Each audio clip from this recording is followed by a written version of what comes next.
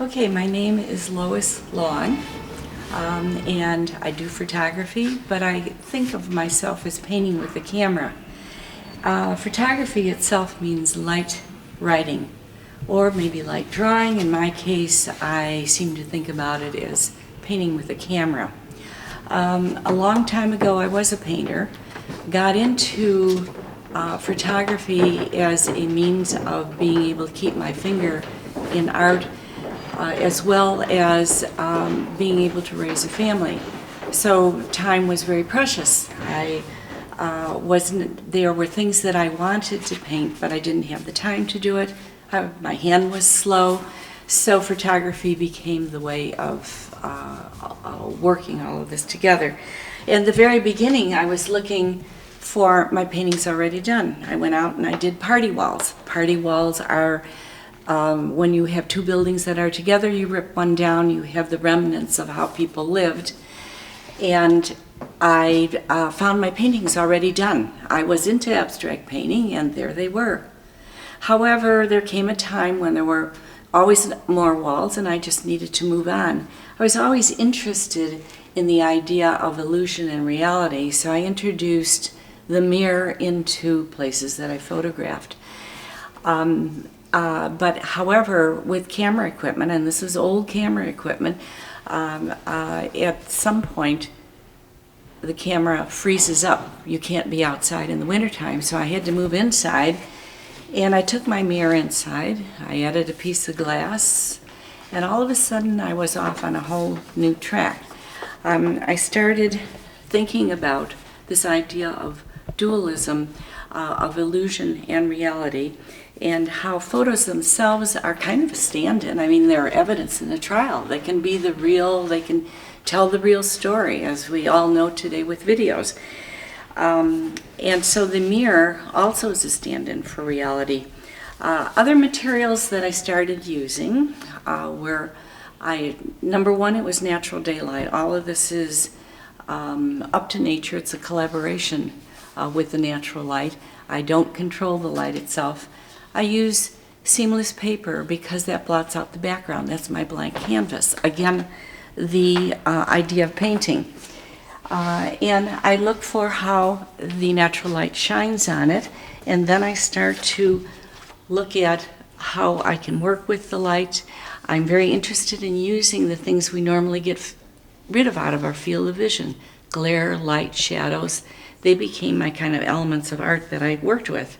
I started calling it sort of secondary vision because we normally get rid of them out of our field of vision.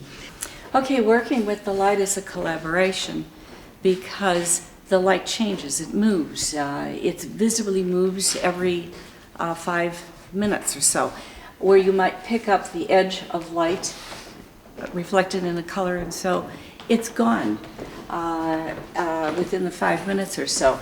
So this became almost like a performance piece. Somebody even suggested one time that I video it as a performance.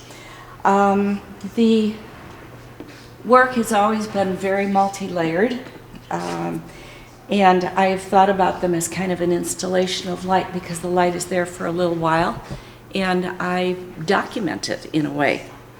And I've also found out that if there is no light, if you took the light out, if the sun is not there, I'm out of business. If you took the light away from it, there would be nothing. And so the light started taking on a different meaning for me. I started looking at light as the vitality, a sense of life itself. I had a son who asked me one time on an assignment for school to go home and ask his parents what God looked like. I had to think about this one. I used to think God was a bearded old man. I didn't know if God, well, I didn't even think God was a man or a woman. I more or less looked at it as a life force. Like, for instance, if you go to a wake and you see the person in the casket, you see their body, but you don't see them, their spirit, their vitality is gone. And if man is made in the image and likeness of God, what is it? What is that eternal element? What is that vitality? What is that life that reflects that? So I started thinking about the light in a very spiritual and mystical way, so it has taken on an entirely new meaning for me. For instance, this work is called The Spirit Protects Us. Again, it's got the sort of mystery of playing with the light, but this is almost kind of like a dove form, and in many religions, the dove becomes like the Holy Spirit. This one here was from an earlier insight series that is called a choral insight. In other words, when the light goes on in the head, you have the insight, and I had a whole series of pictures that were the insight series. This one here is called Nuance, and it harkens back to watercolor painting, and the parts that I really, really liked about it were the very subtle shadings of color that suggested the watercolor.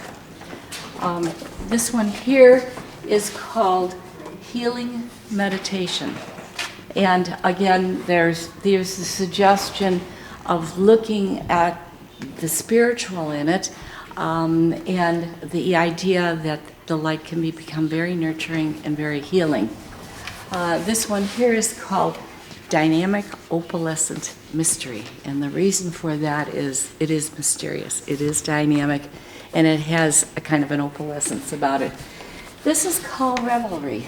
This is thinking back maybe about all of this.